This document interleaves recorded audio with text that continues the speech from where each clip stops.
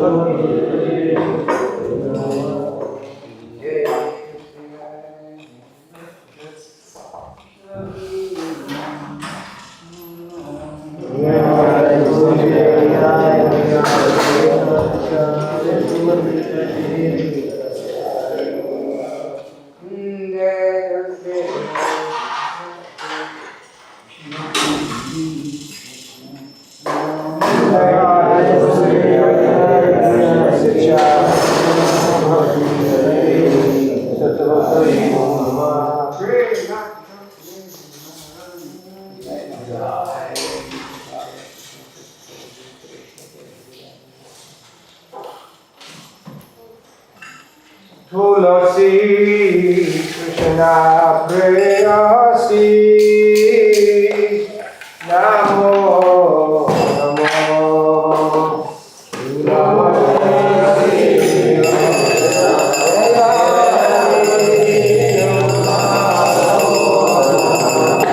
Radha Krishna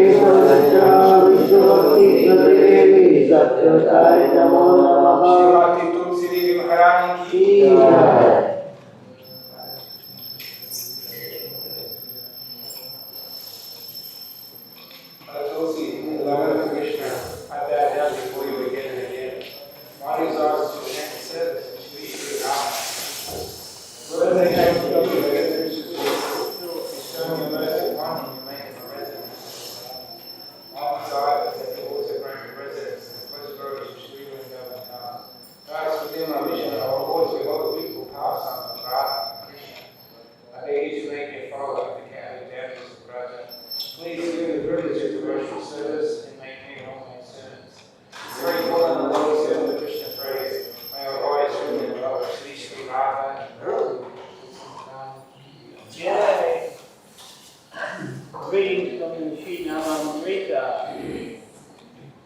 The Hare Krishna mantra is especially suited to deliver us from the dangers of the Kali Yuga. We cannot invent any means to be delivered from the dangers of material existence. Sparks are beautiful as long as they are in the fire. Similarly, we have to remain in the association of the Supreme Personality of Godhead and always engage in devotional service, for then we shall always be brilliant and illuminating.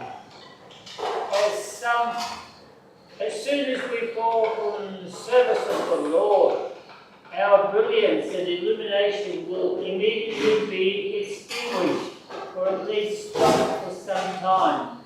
When we living entities who are like sparks of the original fire, the Supreme Lord, fall into material condition, we must take the mantra from the Supreme Personality of Godhead as it is offered by Sri Chaitanya Mahaprabhu. By chanting this Hare Krishna mantra, we shall be delivered from all difficulties in the material world from the Srila Bhagavatam 6:15. Bhagavatyanga Karyani Shri Krishna Bhagavatam Hare Krishna Bhade Krishna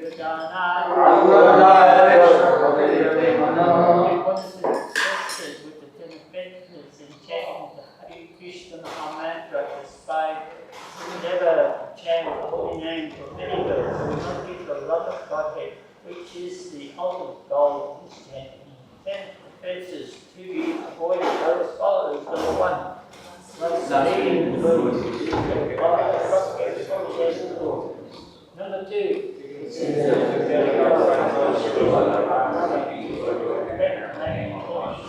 Number 3, Number 4, 5, Number 6, Number 7, Number 8, Number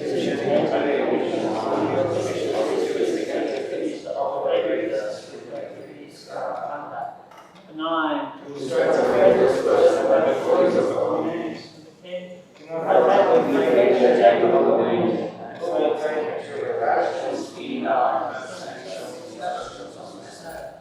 Devotee claims to be Vaishnava, skeptically guarding his offences in order to quickly achieve success.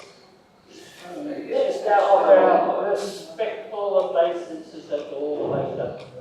Of the Lord, who just like his oath, they can fulfill desires of all living. He is the full of compassion upon all conditions of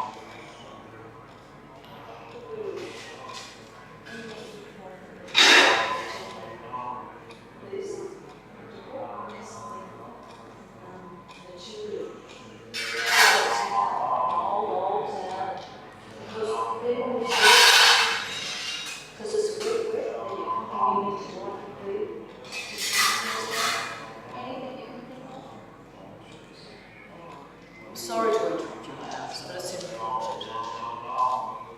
Because I know I've fallen over on marble, and it's very painful.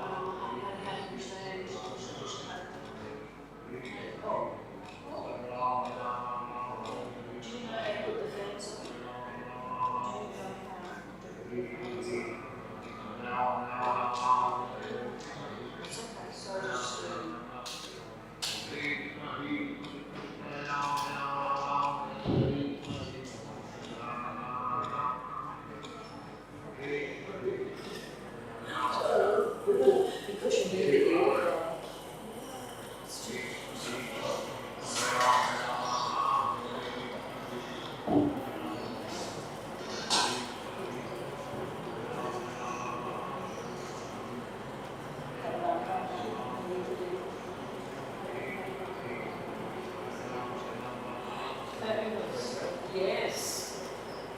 Very good. Thank you.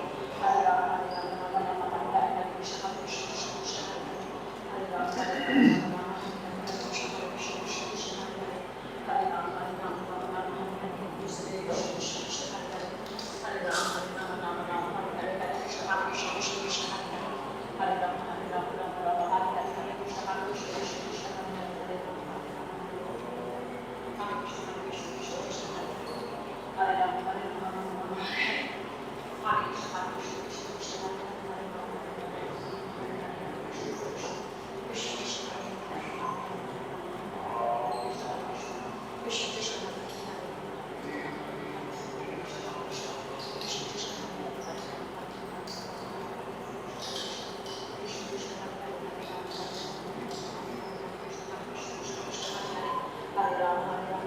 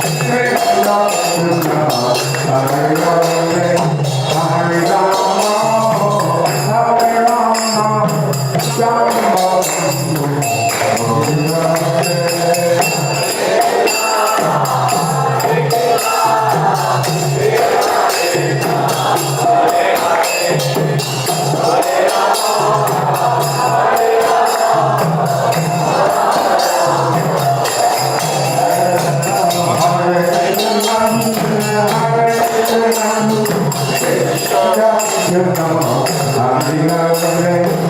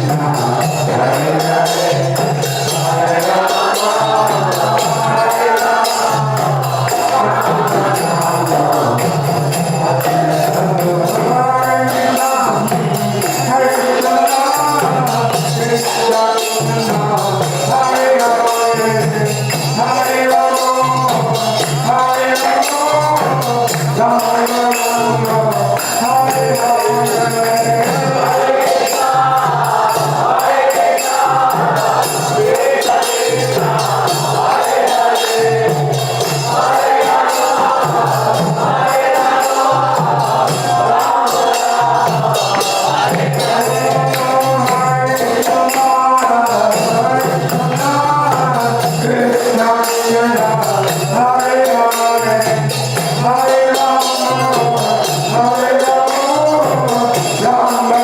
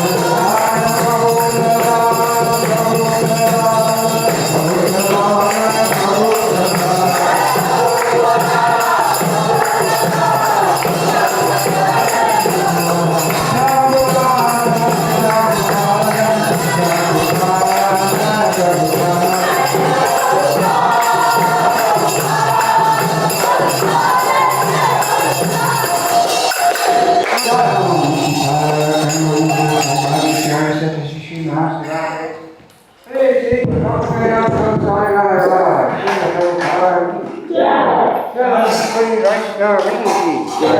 Namachara Sri Harihastakopi. Renso Shishikaya. Ramashyanda. Shri Advaita Tulasi Puja. Shri Radha. Shamakanda. Radha. Shri Govardhana. Shri Govardhana.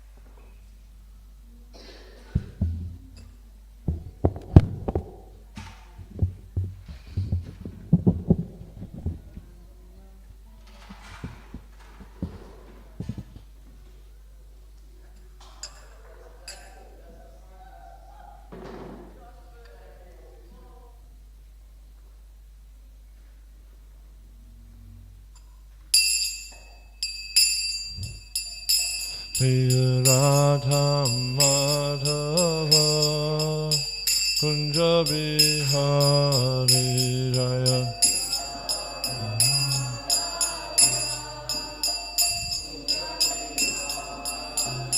Jaya Radha Madhava Kunja Bihari Jaya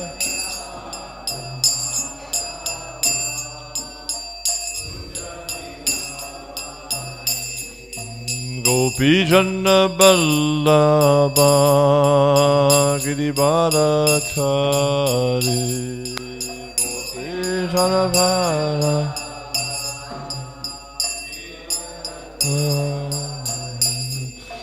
Gopi Janna Ballabha Giribharatari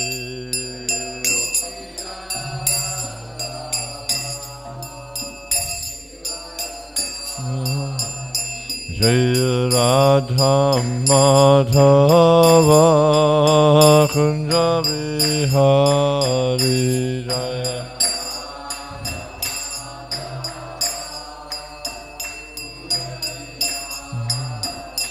Jaya Radha Madhava Kunja Bihari Jaya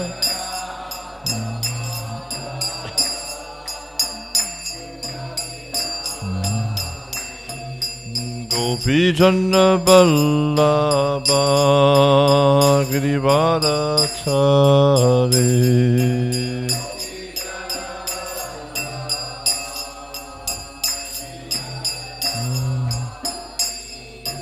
Gopi Janna Ballabha Girivadachari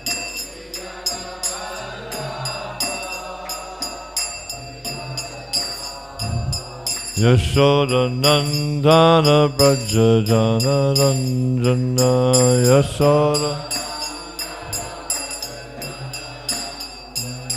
Yashoda Nandana Braja Jana Ranjana Yashoda Nandana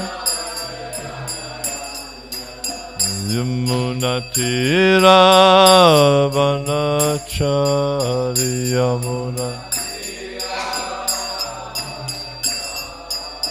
Yamunatira Vanacharya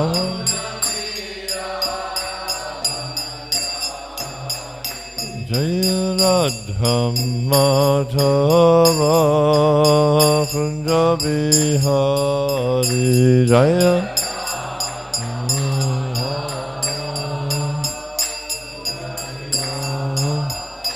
Jaya Radha Madhava Kunja Bihari Jaya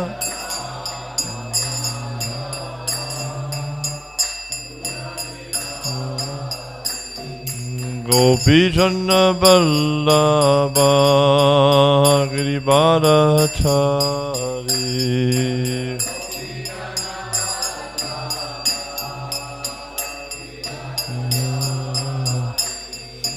Gopi Janna Ballabha Girivadachari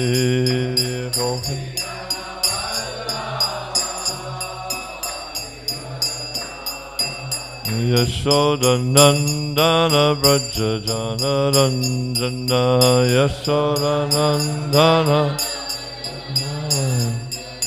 Yashoda Nandana Braja Jana Ranjana Yashoda Nandana Yamunatira Vanachari Yamuna Yamunatira Vanachari Yamunatira Jaya Radha Madhava Kunja Bihari Jaya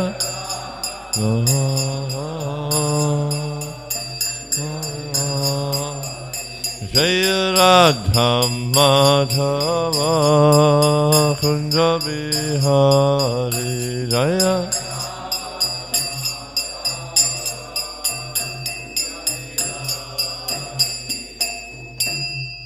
Jai Vishnu Vishnu Pad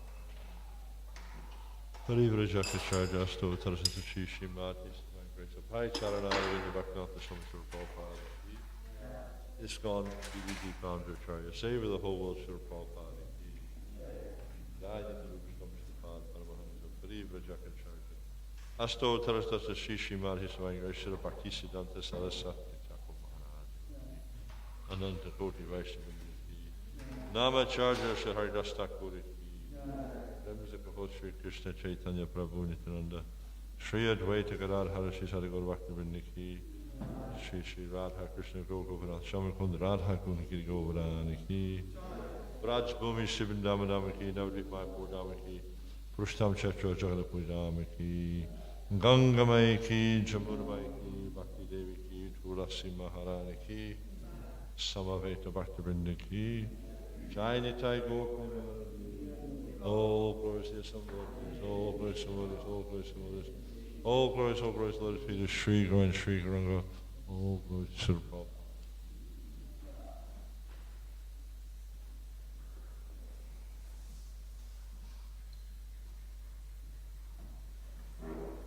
Jaya Jaya Sri Chaitanya Jaya Nityananda Jaya Dvaita Chandra Jaya Gaura Bhakta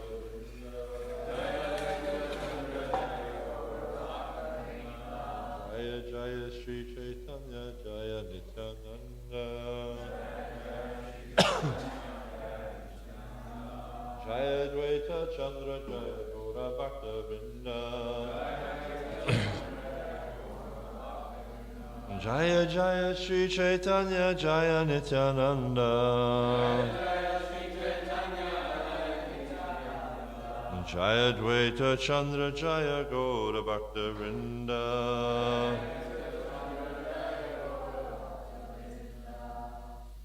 So I'll be reading a few verses today because there's not much in the way of a purport up until 301. Gopi Bhavayate Prabhu Dari Yache Kanta Gopi Bhavayate Prabhu Dari Yache Kanta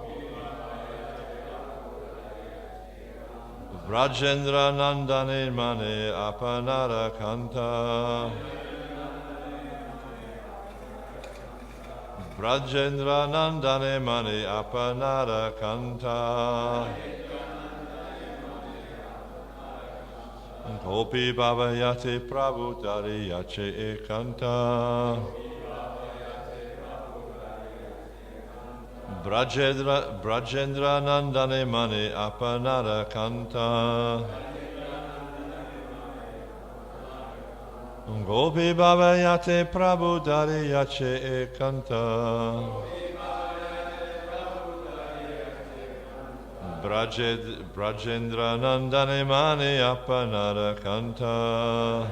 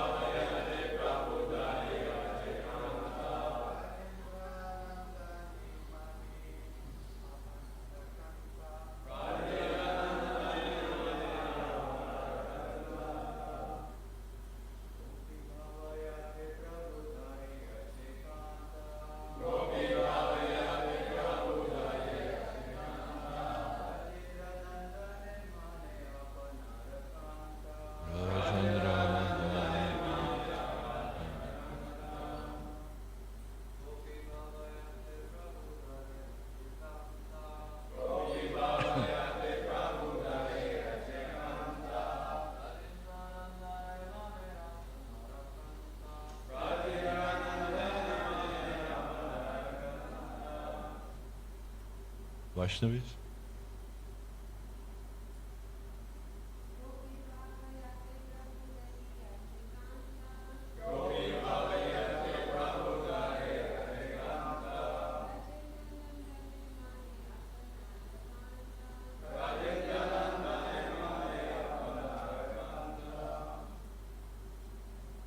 Gopi Baba, the mood of the gopis.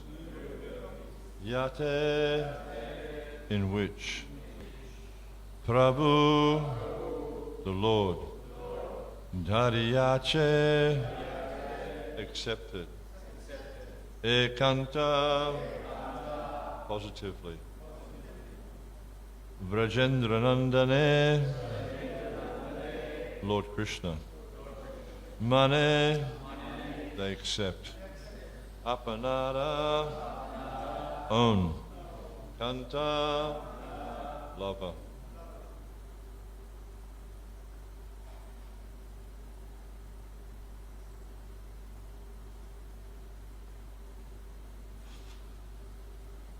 Lord Chaitanya Mahaprabhu accepted the mood of the gopis, who accepted Brajendra Nandana and Sri Krishna as their lover. The next verse.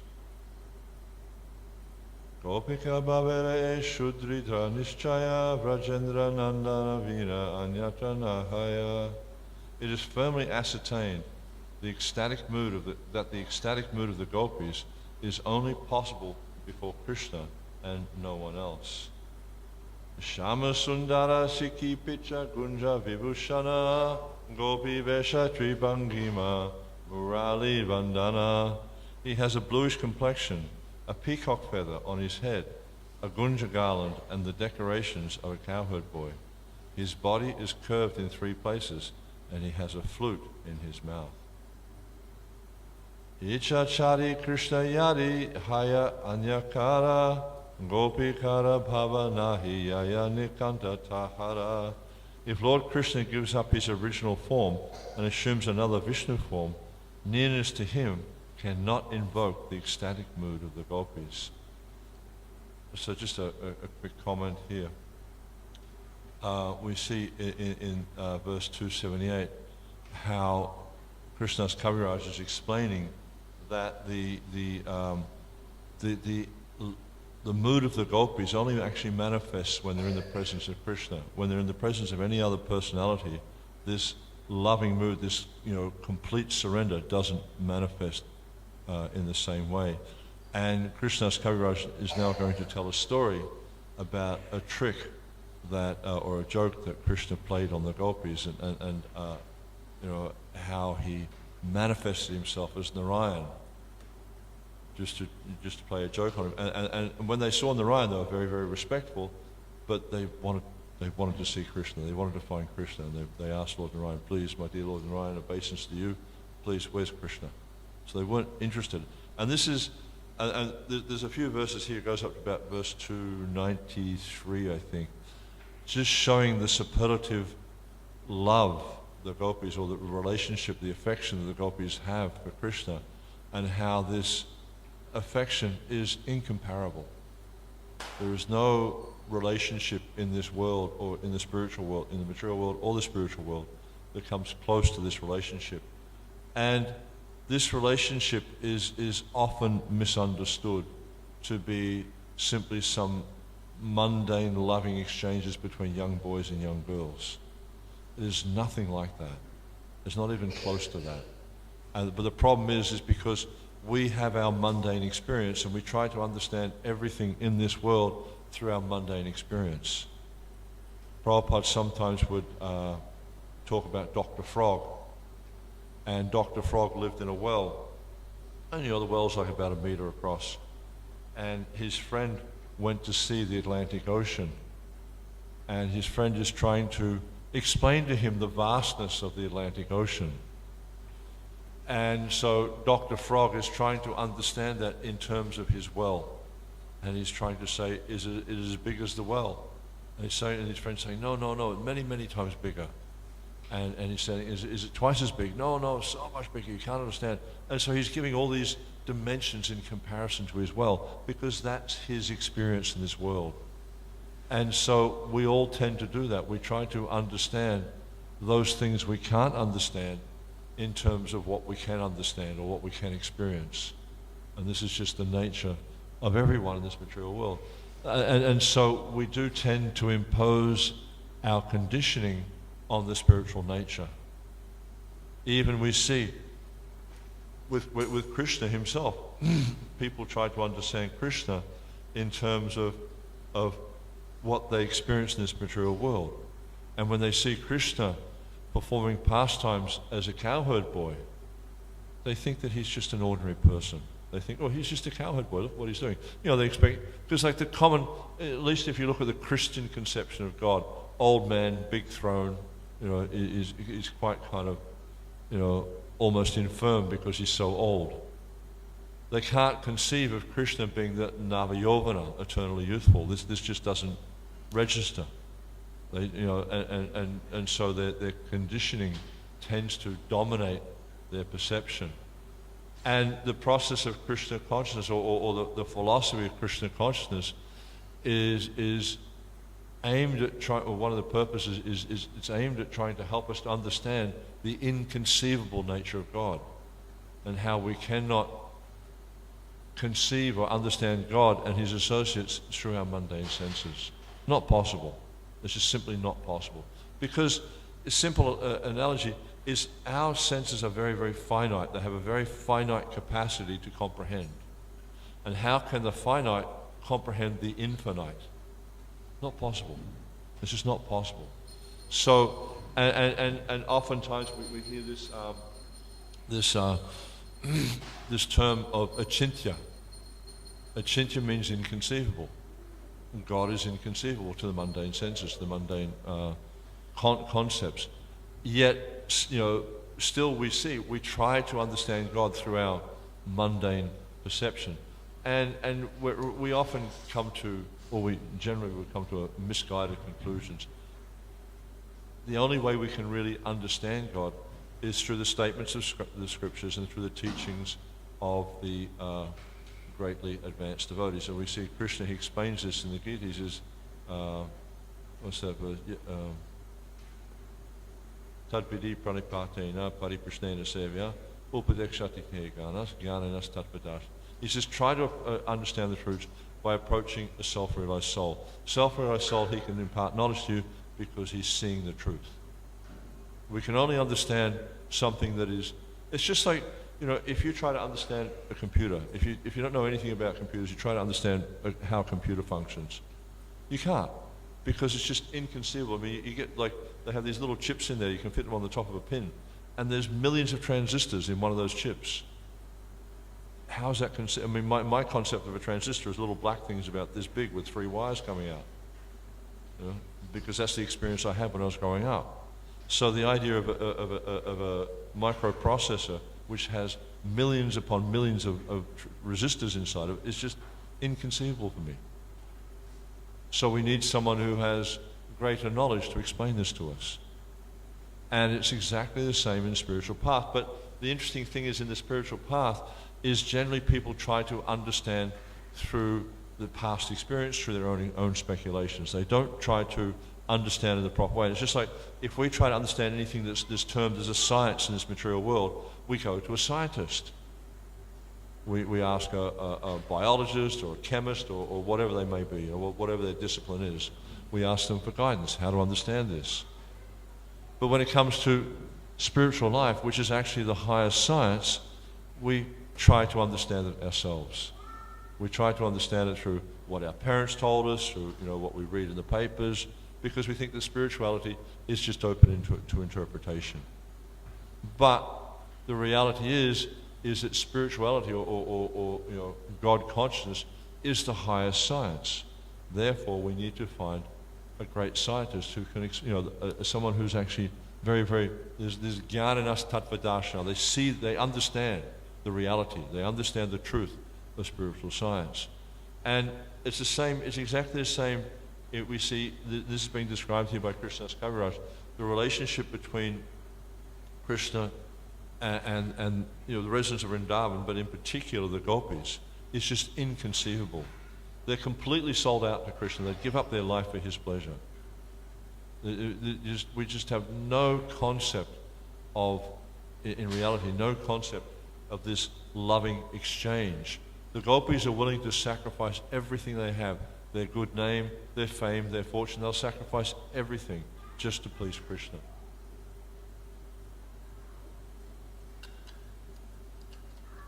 And the problem is, in this material world, is we equate that, as I was saying before, we equate that with things that we understand. So we see that Krishna, he has, loving exchanges with his dearmost devotees in the forest groves in the middle of the night. So we think, Krishna's going off and having illicit relationships with young girls. He's having illicit sex with young girls. But it's not like that at all. And it's practically inconceivable for us to understand this type of relationship. And this is the point that Krishnadas Kaviraj is making here, is the ecstatic mood of the gopis is possible only before Krishna. So this relationship between the gopis and Krishna is unique. And only the gopis and Krishna experience this loving relationship. Only when they're in this. Krishna himself, he excels, he shines when when he's in the association of the gopis, and the same with the gopis when they're in the association of Krishna. The essence of relationships come out. Now, I'll read on. And I'm only giving really touching on it because it's such a difficult thing to understand, and I can honestly say I truly don't understand it. I have some glimpse of it, but I don't really understand this kind of relationship because I don't feel it myself. And usually it's just like, for a man, for instance, to understand the way a mother feels about a child, even the husband, it's very difficult to understand that. Why? Because we're not in that same body. We're not in that same relationship. Only one who's actually in that relationship can understand that relationship. So it's because we're not in that relationship with Krishna, then it's very difficult for us to understand. So I'll read a few more verses. Gopinam Pashu Pendra Nandana Jusho Bhavasya Kastam Kriti Vikyatum Chamate Duruha Paravi Sanjarina Prakriyam Ashvik Puruvanti Vaishnavam Apitanum Tasmin Bujay Vishnubi Yasham Hanta Chakrubir Adbhuta Ruchim Ragodaya Konchati. Once Lord Sri Krishna, with a playful motive, manifested himself as Lord Narayan, with 4 victorious hands and a very beautiful form. Seeing this exalted form, however, crippled the ecstatic feelings of the gopis. A learned scholar, therefore, cannot understand the gopis' ecstatic feelings, which are firmly fixed upon the original form of Lord Krishna as the son of Nanda Maharaj. The wonderful feelings of the gopis is ecstatic parama rasa with Krishna are the wonderful feelings of the gopis in ecstatic parama rasa with Krishna are the greatest mystery in spiritual life. So we see here how Krishnadas Kaviraj is quoting from Lalita Madhava, and he mentions that when they see the form of Narayan, because see their relationship with Krishna is very, very intimate, but and there's no concept of majesty or Aishvarya there at all. It's a very, very intimate conjugal relationship. Whereas the relationship with Narayan is very much tinged by this majesty or Aishvarya. So when Krishna manifested this form of Narayan, it interfered with their exchange, so that they stopped that, that they stopped manifesting that loving feeling for Krishna openly or outwardly, because Lord Narayan was there. And we see this happens, like there's an interesting story where Balaram had accused Krishna. He told Mother Yasoda that Krishna's eating earth. And Krishna, of course, he denies it. And then so Mother Yasoda looked into Krishna's mouth. And when she looked into Krishna's mouth, she saw the whole universe and Krishna's universal form. And so she started to reflect on the nature of a child. And, she's thinking, is he this, is he that, is he a demigod, is he the Supreme Personality of Godhead? But this was interfering with her relationship with Krishna, because her relationship with Krishna is one of what's it called? The parental ras? Vatsalya ras. Yeah, it's a different relationship. When there's this shanta kind of relationship was incompatible. So Krishna's Leela Shakti just covered Yasoda Mayava, so she didn't feel this, because it just interfered with his loving exchange. And we see also here with the gopis, when they're seeing this Narayan form of the Lord. And we see often Prabhupada talks about how Narayan and Krishna are the same, and it's true, because Narayan or Vishnu or Mahavishnu or all the different Purusha avatars, they're nothing but a manifestation of Krishna. They're plenary forms of Krishna. But it's a concept that was explained by Sri Chaitanya Mahaprabhu, this concept of Achinta Beda Beda Tattva. Simultaneously same, but different. It's the same with us. The Beda Beda Prakash, it describes this in Chaitanya Charitamrita, how the jiva is a manifestation of Krishna, simultaneously different, but not different. Because we have the same spiritual potency, we have the same spiritual nature, we just don't have the same quantity. And so in the same way we see with all the different Narayan and Vishnu manifestations of the Lord, yes, they are Krishna. They're nothing but manifestations of Krishna, but the mood is different. And so the gopis, when they saw this form of Krishna, they couldn't actually feel the same love. Vasanta kale rasa lila kare govardhane antardana kaila sanketa kare radhasane. During this season of springtime, when the rasa dance was going on, suddenly Krishna disappeared from the scene, indicating that he wanted to be alone with Srimati Radharani. Nibrita nikunja vasi deki radhara bhata anveshite aila tahan gopikara tata. Krishna was sitting in a solitary bush, waiting for Srimati Radharani to pass by. But while he was searching, the gopis arrived there like a phalanx of soldiers. Dura haiti Krishna deki bali gopi gana edeka kunjera bitare vrajendra nandana. Just see, the gopis said, seeing Krishna from a distant place. Here within a bush is Krishna, the son of Nanda Maharaj. Gopagani deke Krishnera haila sadvasa lukaite larite baya haile vibhasha. Excuse me. As soon as Krishna saw all the gopis, he was struck with emotion. Thus he could not hide himself, and out of fear he became motionless. Chata bhuja murti dari achena vasya Krishna deki gopi kahe nikate asya. Krishna assumed his forearm Narayan form and sat there. When all the gopis came, seeing him, they spoke as follows. Ihon Krishna nahi ihon narayana murti eta bali tan sabe karinati stuti. He is not Krishna. He is the Supreme Personality of Godhead Narayan. After saying this, they offered obeisances and the following respectful prayers. Namo Narayana Deva Karaha Prasada Krishna Sange Deha Mora Uguchuha Vishadha. O Lord Narayan, we offer our respectful obeisances unto you. Kindly be merciful to us. Give us the association with Krishna, and thus vanquish our lamentation. So even though they had that Narayan was manifest before them, still their only interest was Krishna. It's just like, if you can imagine, I'll try to give a mundane response or a mundane kind of analogy. If someone came, like you had some small financial problem, $10 problem or $20 problem, and someone came and gave you $10 million, would you be thinking about the small problem anymore?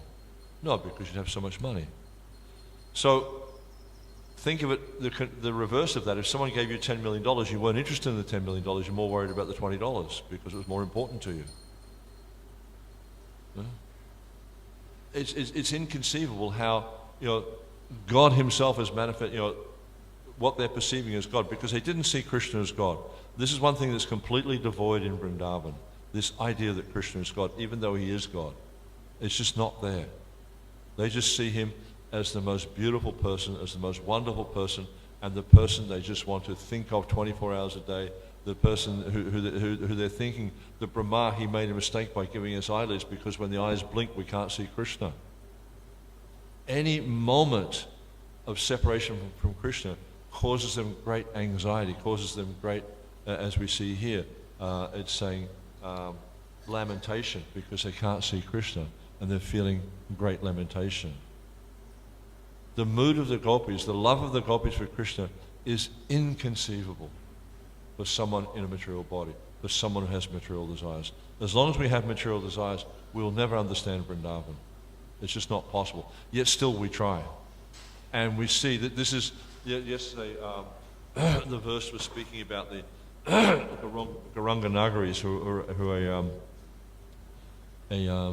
one of the upper sampradayas. There's 13 upper sampradayas have been identified by Bhaktisiddhanta Saraswati Thakur. There's Owls and Bowls and Kartabhaja and Saina and Garanga Nagaris. And there's one particular, there's a few particular branches, but one particular branch called Sakhi Bekis. They have this kind of perverted, and it really is a perverted notion, that if they dress themselves up as Sakis and engage in licentious behavior, they can actually understand the relationship of the gopis with Krishna. Just through some external, it's just like, dressing yourself up as a doctor and wearing a stethoscope around your neck. It doesn't make you a doctor. Doctors have to go through many, many years of tapasya to understand or to actually, know how to be a doctor. It's the same with anything in this material world. You have to go through so much, especially in your higher sciences and things like that. You have to go through so much tapasya, so much training to learn what it means to be a doctor or how to function as a doctor. So just simply to dress yourself up as for men to be wearing saris, it's kind of funny. You see them in Mayapur sometimes wearing saris and they've got beards and things like that. And they're really, niggardly looking people. And engaging in licentious behavior with young women, they think they can understand the relationship between Krishna and his most intimate devotees. And so this is the tendency in the material world, because of our conditioned nature, because of the coverings we have from our association with material nature, we impose these ridiculous mundane ideas on the relationship of Krishna with his most intimate devotees. And this is actually spiritual suicide. It really is so damaging to our spiritual relationship to engage in this type of activity. Rather, the intelligent thing to do is just to practice the process of devotional service and know that by purifying the heart, we'll come to understand these things. You cannot force your way. Prabhupada would sometimes say, you cannot buy a ticket to Vaikuntha. You can't, just like, you can go and buy a ticket and you can go to India and you can go to Mayapur or go to Vrindavan. But just because you're in that physical proximity doesn't mean you're there, because you don't understand the nature of Vrindavan. You don't understand the relationship the residents of Vrindavan have with Krishna and the relationship that Krishna has with the residents of Vrindavan. It's something not of this material world. It's something completely different from any experience we've ever had. So, it's quite common that people will do that because of their condition. And it's kind of natural that the living entity wants to have a relationship with God, because this is the nature of the living entity. The relationship of the living entity is to serve God. This is the natural disposition. So we have this impetus to want to serve God, but it has to be done in a proper way. It has to be done by following the regulated process of devotional service, purifying the heart, and when the heart comes to the point of being pure, then we can actually understand what the relationship with God is about. There's a brief purport, and I will read a bit more. Excuse me. The gopis were not made happy even by seeing the four-armed form of Narayan. So even they're seeing God, they're not happy with that. Yet they offered their respects to the Supreme Personality of Godhead and begged from him the benediction of achieving the association of Krishna. For them, this was the real thing, is to be with Krishna. This is the essence of happiness in this material world, is simply to serve Krishna, or in the spiritual world. Such is the ecstatic feeling of the gopis. Eta bali namaskari gela gopikana, ena kali rada asidila adarashana. After saying this and offering obeisances, all the gopis disperse. God himself is standing there, and they're seeing this as God. They're perceiving this as God, and still they went looking for Krishna. So unimportant to them, this whole Aishwarya thing, so unimportant. They just wanted to find Krishna. Then Srimati Radharani came and appeared before Lord Krishna. This is where it gets interesting. Radha deki Krishna tandri hasha karite, se chatu bhuja murti chahena rakite. When Lord Krishna saw Radharani, he wanted to maintain his four-armed form, to joke with her. And this is the nature of the relationship between Krishna and his, Krishna is a very playful person. And so he was joking with the gopis. Lukaile dui bhuja radhara agrete bahu yate yatna kaila Krishna narira rakite. In front of Srimati Radharani, Sri Krishna tried to hide the two extra arms. He tried his best to keep four arms before her, but he was completely unable to do so. Radhara Vishuddha Bhavera Achintra Prabhava Ye Krishnera Karayala Dvipuja Swabhava. The influence of Radharani's pure ecstasy is so inconceivable that it forced Krishna to come to his original two-armed form. Such is the relationship that the residents of Vrindavan have with Krishna. They actually control him by their love. They're not controlling him by trying to dominate him. They control him by love. He's completely controlled by that love. And if we want to enter into a relationship with Krishna, if we want to have a tangible relationship with Krishna, it has to be imbued by love. It's not just by following rules and regulations, by studying scriptures, etc., that this relationship comes. It's by love. It's by self-sacrifice. It's by surrender to Krishna that this relationship develops. Rasaramba Vidau Minilia Vasta Kunje Mrigakshi Ganai Drishtam Gopayatum Swam Udara Diya Yashustu Sandarishta Radaya Pranayasya Hanta Mahima Yasya Shriya Rakshitum Sasakya Prabha Vishnunapi Harina Naschishatabu Bahuta. Prior to the rasa dance, Lord Krishna hid himself in a grove to have fun. When the gopis came, their eyes resembling those of deers, his sharp intelligence, by his sharp intelligence, he exhibited his beautiful four-armed form to hide himself. But when Srimati Radharani came there, Krishna could not maintain his forearms in her presence. This is the wonderful glory of her love. This is a quotation from Ujjvala Nilamani by Srila Rupa Goswami. Se Brajeshwara ihan Jagannatha Pita, Se Brajeshwari ihan Sachi Deva Mata. Father Nanda, the king of Brajbhumi, is now Jagannath Mishra, the father of Chaitanya Mahaprabhu, and Mother Yasoda, the queen of Vrindavan, the queen of Brajbhumi, is now Sachi Devi, Lord Chaitanya's mother.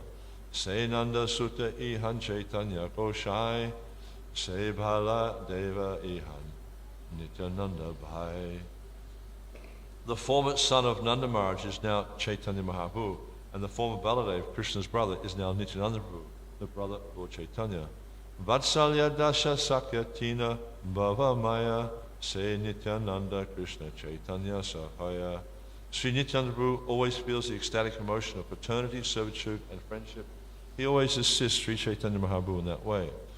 Prema Bhakti Diya Tenho Bashaila Jagate Tandra Charitra Loke Na Pare Bhujite. Sri Nityananda Prabhu overflooded the entire world by distributing transcendental loving service. No one can understand his character and activities. Nityananda Prabhu is just an extraordinary personality. Sometimes he performs activities which are just quite controversial, you might say. Prabhupada, sometimes he would say that Nityananda Prabhu was the most controversial fellow. I mean, some of the things he did were quite... he'd jump in the Ganga and he'd wrestle with crocodiles, and he took sannyas and then he got married, and he did everything. He was what they call an avadut, often doing things backwards from the normal morality. Advaita Acharya Goshai Bhakta Avatara Krishna Avatariya Kaila Bhaktira Prachara. Sri Advaita Acharya Prabhu appeared as an incarnation of a devotee. He is in the category of Krishna, but he descended to this earth to propagate devotional service. And of course, we know that before Chaitanya Mahaprabhu's appearance, Advaita Acharya was seeing the disturbed condition of the material world, and he was praying for the Lord to descend, because he's saying, actually, my Lord, only you can turn back the tide of Kali Yuga. So he was worshipping Tulsi in the shalagram, and he was calling out for the descent of Lord Chaitanya, and we see that Lord Chaitanya appeared to propagate the Yuga Dharma. So just a few more verses.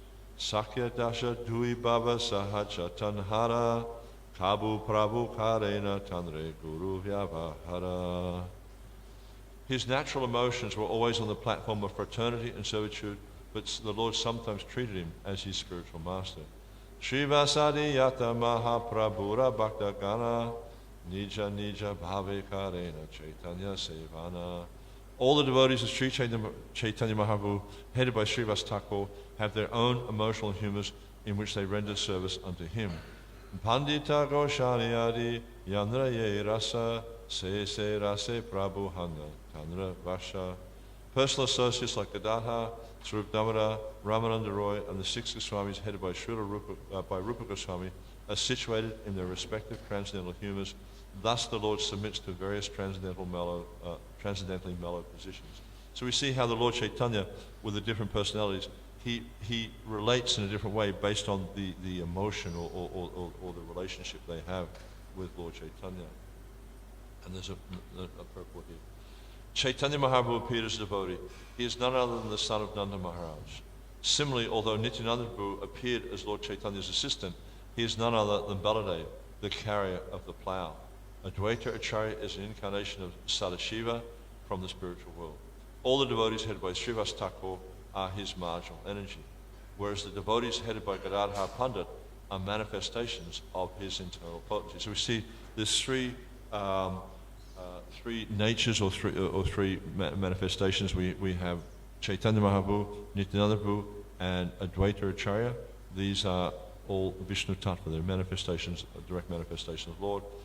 Whereas we see that Gadadhar is Shakti Tattva. It's understood that Gadadhar is a manifestation of Radharani. But all his followers also take on this mood, are actually manifestations of Shakti Tattva. And then Srivas Thakur, who's a marginal potency, Jiva, is actually Narad Muni. All his followers are also in this mood. And it's described how in the 7th chapter of the Adi Leela, it actually describes the Lord in 5 features. It goes into quite a lot of explanation about the nature of the members of the Panchatattva, and it explains how Chaitanya, Nityananda, and Advaita, they are the worshipped, and Gadadhar is the worshipper. And we see this in the relationship between, especially Lord Chaitanya and Gadadhar, how Gadadhar was worshipping Sri Chaitanya Mahaprabhu and the rest of the purport. Sri Chaitanya Mahaprabhu, Advaita Prabhu, and Nityananda Prabhu all belong to the Vishnu Tattva category. Because Lord Chaitanya is an ocean of mercy, he is addressed as Mahaprabhu, whereas Nityananda and Advaita, being 2 great personalities who assist Lord Chaitanya, are addressed as Prabhu. Sometimes they're referred to as 3 Prabhus, but here there's a distinction being made. Thus, there are 2 Prabhus and 1 Mahaprabhu. Gadadhar Goswami is a representative of the perfect Brahmana spiritual master. So the perfect Brahmana obviously worships Brahman, or the Supreme Personality of Godhead. And Srivas Thakur represents a perfect Brahmana devotee. These 5 are known as the Panchatattva. And so there's not many verses left in this chapter, probably about another 30 verses. But we're coming to the conclusion of the chapter, and this section here is really focusing on the relationship between Krishna and his most beloved devotees, and how the Panchatattva have descended to propagate that loving relationship, because this is understood to be the highest or the highest relationship that one can possibly have with the Lord, is this Madhurya Ras. And this is primarily what Chaitanya Mahaprabhu has come to propagate. Of course, he's also teaching about the other rasas, but he especially we see in conversations with personalities like Ramananda Roy, he's explaining how this is the highest relationship that one can actually experience, because this is Krishna in his most complete form, is this form of the cowherd boy in Vrindavan, having this loving relationship with his intimate devotees. And this is what we see that Lord Chaitanya, he's come to teach this as the highest exchange that one can possibly have with the Supreme Personality of Godhead. But that exchange must be devoid of material inebrities. If there's any material contamination there, we will not actually experience that relationship. And as long as we have these material contaminations, it's somewhat theoretical. It's only when we become freed from these things. It's just like, I was thinking about this the other day. Like, you see some people are very expert at languages, and it's only when they start, like when you're trying to speak a language, and when you kind of like, oh, this word means this and this word means that, and you're still not really speaking the language. But when you'll see people when they learn languages very well, they think in that language. They don't think, translate English into Bengali anymore. No, they think in Bengali. Like sometimes you'll see, I know a number of people who come from Hindu backgrounds, or they speak Hindi, and the way they flow between English and Hindi is quite amazing. Like sometimes they're speaking Hindi, sometimes they're speaking English, and it just flows. They don't have to think about it. So, and then that means that they've actually conquered the language, so to speak. They're able to speak the language. But when you're at this point of having to translate each word, and you really have to think about what you're saying. I mean, like I know bits and pieces of many languages, but I have to think about, like when I'm in West Bengal, I have to think about what I'm saying to make sure I'm using, because sometimes you can say things which are kind of embarrassing if you're not careful. And so you have to think about it. And so the same here is like to understand this relationship, you really have to study, really have to think about it, but I don't really get it. It's only when our heart becomes completely pure, we're actually becoming qualified or eligible to understand. And I'll finish there. Any questions, comments at all? Yes, Prabhu.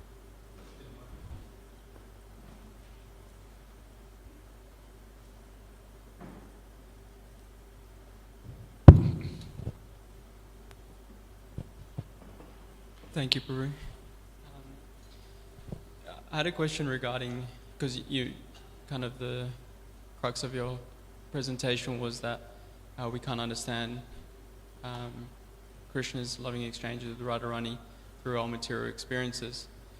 Yet at the same time, so much of our philosophy is allegorical, and Prabhupada provides so many analogies for us to explain, to help us understand. And so it seems like there's two sides in which we have to accept authority, like a scriptural authority, but at the same time that the guru-disciple relationship is that the guru gives analogies and reference points.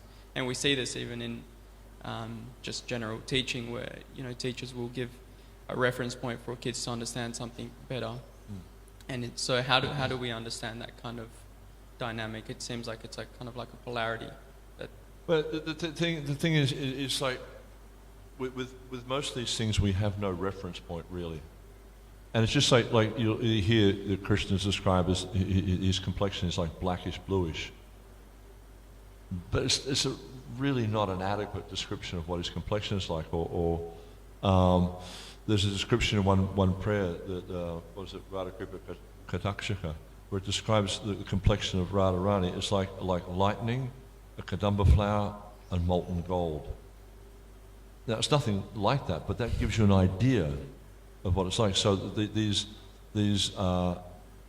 similes are given there to try and give us a concept of what that beauty is like. But it's really it's really difficult. It's just like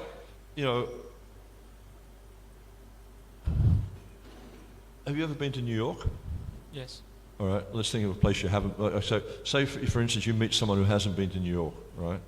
And you try to describe to them what it's like, but they have no experience of anything quite like that. Or Calcutta, you go to old Calcutta around, Howrah, that district there. It's all the streets are so compressed, and it's just like really, really intense place, But to try to explain that to someone who's never had that experience, it's very difficult. But you try to use, you try to give them points of reference, using things that they understand. But we need to accept, really, that we cannot understand the transcendental nature with materially contaminated senses, because it's just, you can give a point of reference to try and give them some concept of what it's like, but it's so much more than that. So it's quite difficult. But, and as you're pointing out, if we can follow the teachings of a self-realized personality and purify our heart through the regulated process of devotional service, then we become more and more open and more able to understand. It's just like, I was using the analogy of a doctor.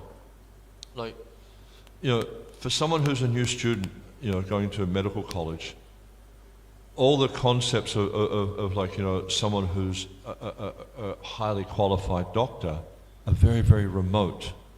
But if they stick at it with the process, if they go through the school, they attend the classes and all that sort of stuff, gradually they learn. And then they do an internship and they start to get practical experience. And it's only after sometimes, and you'll see with most doctors, they're regularly doing courses to learn more and more, because techniques are changing all the time. So it's only after many, many years of training and constant training and experience that one actually becomes highly qualified and able to teach others. So it's exactly the same in the spiritual path, but as I was saying before, the really interesting concept is that with any science, everyone accepts you have to learn. You can't just pick up a book and learn it yourself. But with spirituality, we all think we can learn ourselves. And spirituality is the highest science. So it's so important in the spiritual path that we learn from someone who's qualified. Otherwise we just get confused. Yeah. Hare Krishna, Prabhu, please accept my humble obeisances. So in the class you mentioned, Prabhu, like the Vrajavasis used to serve the Lord with a lot of love, sacrificing all their name, fame, everything. But at the same time they were not seeing Lord Krishna as a God, but it was out of Madhurya Rasa. But we are not at that level, so we are just fallen. So how do we develop that mood of serving Lord with the love? Because when we have given some services, we just want to do the service because we are instructed or to follow the rules and regulation. So how do we develop that mood to serve with love? Just by following the devotional process. Because what's stopping us from having that mood is our anarthas, is our material contamination. So by following the devotional process, by hearing, by chanting, by associating with devotees, the whole, the 9 processes of devotional service, the whole 9 yards basically. By following the whole process, it purifies the heart, it purifies the mind, it purifies the senses, and we become more and more able to see the reality of spiritual life. When the senses become Atasri Krishna Namadi Navavet Graham Indri Seva Mukhi Jivaro Swayameva Sparatiraha. Rupa Goswami explains this, that it's not possible to understand the transcendental nature of the form through materially contaminated senses. It's only when the senses become saturated with devotional service are the transcendental nature of the name, form, quality, and pastimes of the Lord revealed. So it's about revelation, it's about realization. It's not like, you follow you follow this and follow this and follow this and then you'll understand. It's not like mathematics. You go to mathematics and you have your multiplication tables and you figure it all out and you know how to do mathematics. That's a very static science.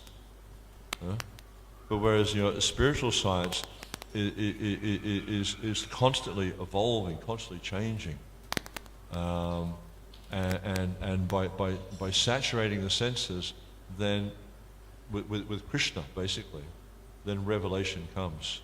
But the saturation has to be according to Guru, Sadhu and Shastra. We can't make up our own process, which is quite common in different societies where people have just concocted their own spiritual process. Doesn't work. It's just like, like you come here from a different country where they drive on the other side of the road. If you start to drive on the right-hand side of the road, sooner or later you'll get arrested or you'll have an accident. It just doesn't work. There is a process to drive in this country. There's a process to drive in most countries. Probably not in India. I don't think there's any process in India. You just get a car and drive, But, there's a process, and to get the benefit of the practice or the discipline you're trying to follow, you have to follow the process. And if you don't follow the process, you won't get the benefit. And so devotional service is the same. If you want to get the benefit, love of God, you follow the process. And it's not like the process is the goal, the process is the means. And when one becomes advanced, you're not so necessarily bound up by rules and regulations. But still, you see advanced devotees do follow the rules and regulations, although they're not bound by them. Yeah. Okay. Thank you, Prabhu. Thank Hare you. Krishna. Thank you very much. Srila Prabhupada ki, Samaveta Bhaktivinoda ki, Jai Nitai Gaur Premanandi.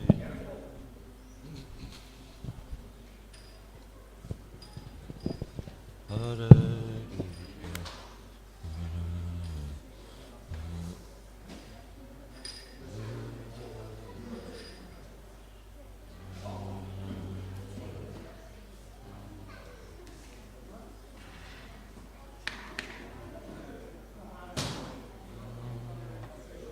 Thank you.